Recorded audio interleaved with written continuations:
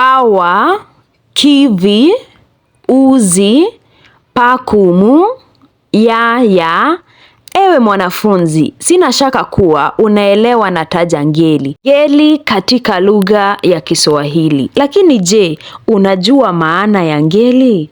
Na je, wajua kwamba ni makosa kuandika ngeli kwa kutumia herufi ndogo? Unafaa kutumia herufi kubwa. Hujambo, jina langu ni Bi Senti.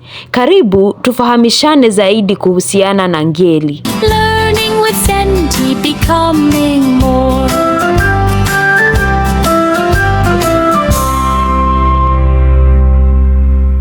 Karibu. Ngeli ni makundi ya nomino katika lugha ya Kiswahili. Ni makundi ya nomino katika lugha ya Kiswahili. Ama unaweza pia kusema ni makundi ya nomino za Kiswahili. Kwamba nikachukua nomino kadhaa, nikaziweka katika kikundi kimoja na kuzirejelea kama nomino zenye uhusiano. Nomino ambazo zinafaa kuwa katika kikundi kimoja na ambazo ziko katika ngeli moja. Kwa mfano, nikachukua panya, nikachukua mtoto, nikachukua kifaranga, nikachukua chura na nikachukua mama. Nikawaweka katika kikundi kimoja. Nikasema hizi nomino, hawa watu na hawa wanyama wana uhusiano, wanafaa kuwa katika ngeli moja.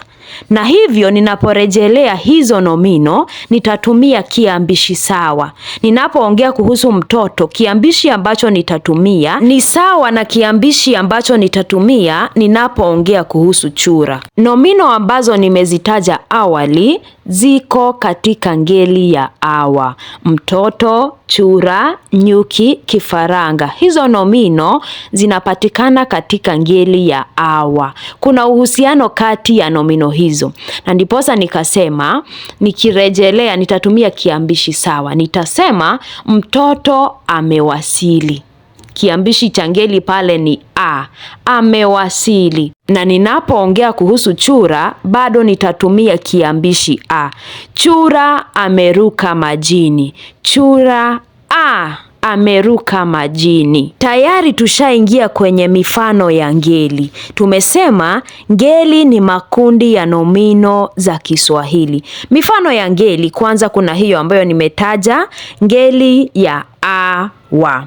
Kuna ngeli ya ui, kuna ngeli ya kivi, kuna ngeli ya li ya, kuna ngeli ya izi, ngeli ya i, ngeli ya u, ngeli ya u ya, uzi, ya, ngeli ya li, ngeli ya ku, ngeli ya pakumu na ngeli zingine. Nimesema hii ni mifano tu, ni baadhi ya mifano ya ngeli.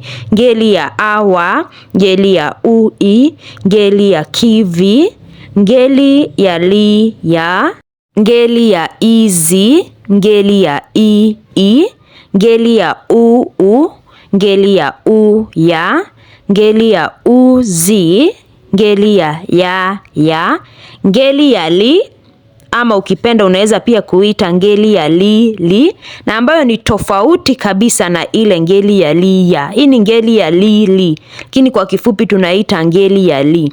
Kuna ngeli ya ku na ngeli ya pakumu. Na hii ku katika pakumu ni tofauti na hii ngeli tumesema ngeli ya ku. Hii ngeli ya ku ukipenda pia unaweza kuita ngeli ya ku.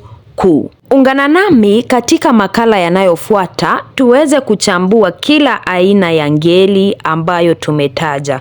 Tuweze kujua viambishi, tupate mifano ya nomino katika ngeli hizo, tutunge sentensi tukitumia nomino katika ngeli hizo, na tufanye zoezi kuhusiana na ngeli hizo. Wacha nikupe siri, na nakupa siri mbili. Siri ya kwanza ni vyema ujue wingi na umoja wa nomino, kwa sababu inakuwa rahisi hata kuweza kutambua ngeli baada ya wewe kujua nomino katika umoja na wingi.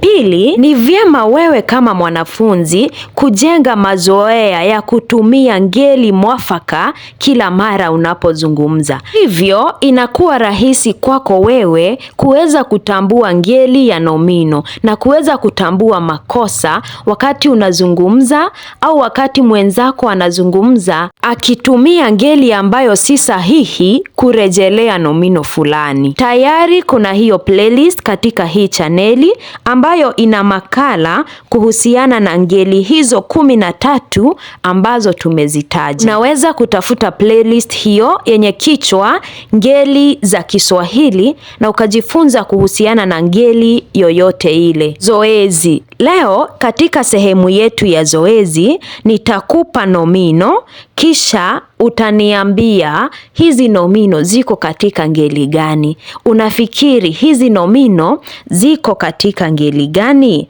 Nomino zetu ni 9. Tuna nomino wimbo, tuna nomino mwanafunzi, gari, maziwa, nyoka, kitanda, uji, pahali na jasho.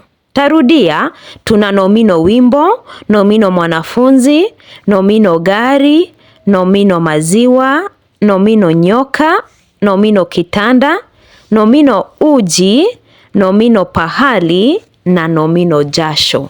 Unaweza kutoa majibu yako kwenye sehemu ya maoni. Vile vile, iwapo unatatizika, unaweza kuangalia majibu ambayo nitayaweka kwenye sehemu ya maoni. Mwisho wa makala yetu ya leo, na mpaka tutakapoonana tena tukiendelea kujifunza ngeli za Kiswahili. Kwa heri.